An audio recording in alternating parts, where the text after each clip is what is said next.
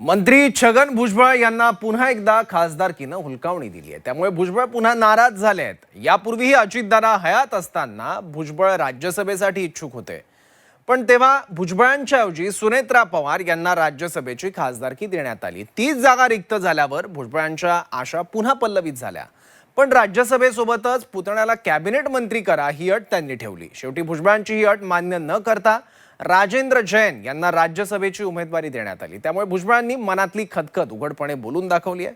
पाहूयात।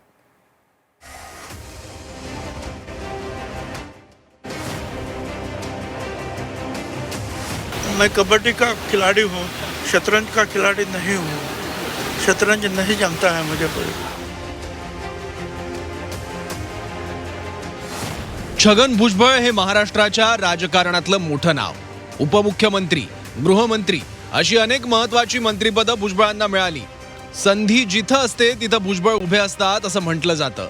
किंबहुना भुजबळांना संधी नेहमी दिसते असंच म्हटलं जातं।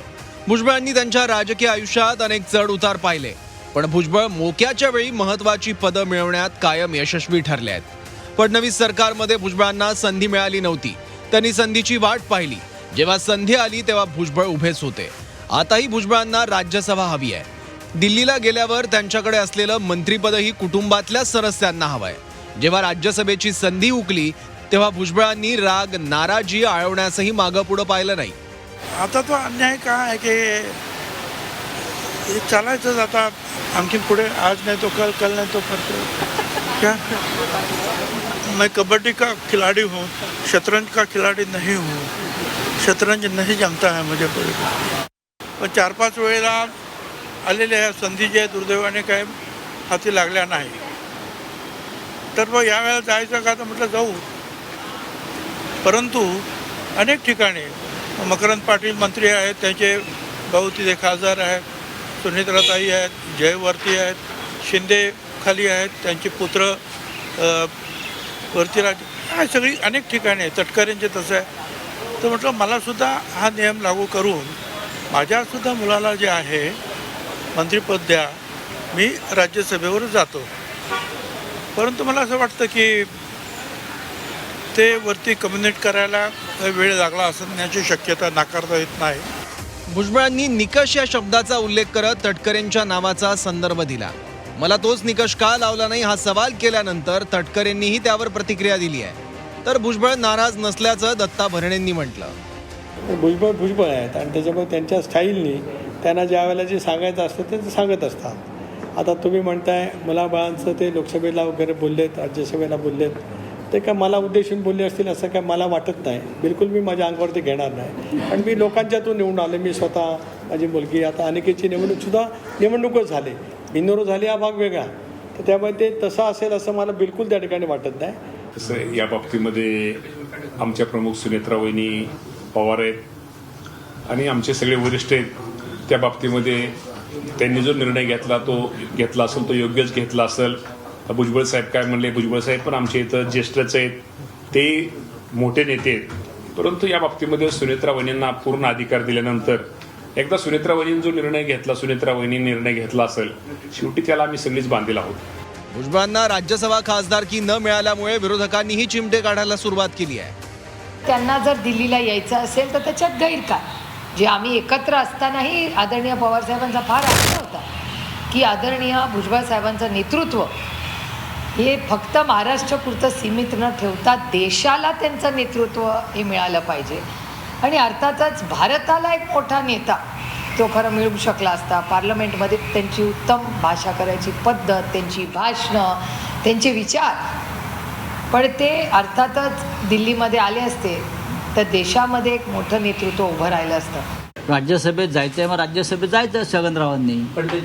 मग अटी आणि शर्तीवर तुम्ही राज्यसभेत कसे काय जाऊ शकता की मी जातो आणि खाली माझ्या मुलाला, पुतण्याला, भावाला द्या? मग इतके ज्येष्ठ नेते ते त्यांची अट मान्य व्हायला हवी होती।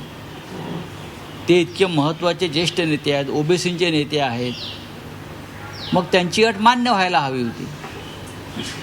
आता अट मान्य का झाली नाही याच्यावर स्वतः भुजबळ साहेबच खुलासा करू शकतील। भुजबळांचा प्रस्ताव दिल्लीमध्ये नाकारल्यानं गोष्टी पुढे गेल्या नाहीत अशी चर्चा होती। त्यामुळे भाजपकडून भुजबळांच्या नावाला विरोध असल्याची कुजबूज आहे। याबाबत वडेट्टीवारांनी टोला लगावलाय, तर भुजबळांनी असं काहीही नसल्याचं म्हटलंय. त्यांच्या नेत्यांना कुठे कुठे ठेवावं, कुठली जबाबदारी द्यावी, कोणाला कुठे पाठवावं, तर या परिस्थितीमध्ये भुजबळ साहेबांच्याकडे जे फडणवीस साहेब चर्चा करून सांगतील तेच भुजबळ साहेबांना सुद्धा स्वीकारावं लागेल, असं एकूण राजकीय वातावरण आहे. BJPकडे ते प्रपोजल आम्ही मांडल्यानंतर शेवटचा एकच दिवस होता, आम्ही सगळ्यांनी सांगितल्यानंतर. आता 1 दिवसामध्ये मग त्यांचं असं उत्तर आलं की ज्या वेळेला विस्तारीकरण होईल मंत्रिमंडळाचं, रिशफल होईल, काय होईल, त्यावेळेला विचार करू. त्यामुळे BJPने नकार दिला या गोष्टीमध्ये तथ्य नाही. भुजबळ नाराज असताना त्यांची समजूत काढण्याचे प्रयत्न प्रफुल्ल पटेलांनी केले, पण यावरूनच अंजली दमानियांनी या सगळ्या नाराजी नाट्याला तमाशा म्हटलाय.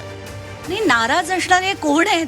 म्हणजे मला तर प्रश्न पडतो की एक माणूस ज्याच्यावर 7 स्कॅम्सचे आरोप झाले, ज्याच्यावर चार्जशीट झालं, तो माणूस जो 2.5 वर्ष जेलमध्ये जाऊन आला, त्याला यांनी मंत्री बनवलं. पहिला तर माझा आक्षेप त्याच्यावर होता. आणि असा माणूस नाराज काय होतो? प्रफुल्ल पटेल त्यांची मनधरणी करायला काय जातात? म्हणजे प्रफुल्ल पटेल सुद्धा तेच आहेत, त्यांनी सुद्धा अनेक स्कॅम्स केलेले आहेत. ही मंडळी राजकारणात आहेत. लोकशाहीची 3-3 वाजवण्याचं काम या लोकांनी केलं आहे. आणि आता एक रागवतोय काय, दुसरा मनधरणी काय करतोय. माझ्यासाठी तर हा सगळा एक तमाशा आहे, दुसरं काहीच नाही. अगदी काही दिवसापर्यंत सुनेत्रा पवार आणि पार्थ पवार राष्ट्रवादीतल्या ज्या नेत्यांवर नाराज असल्याचं बोललं जात होतं, सध्या सगळं काही त्या नेत्यांच्या मनासारखं होताना दिसतंय. तटकरेंच्या मुलाला विधान परिषदेवर पाठवण्यात आलं, तर दुसरीकडे पटेलांच्या जवळचे असलेल्या जैनांना राज्यसभेवर. त्यामुळे आता भुजबळांची नाराजी येत्या काळात आणखी कुठे कुठे दिसते हे बघावं लागेल.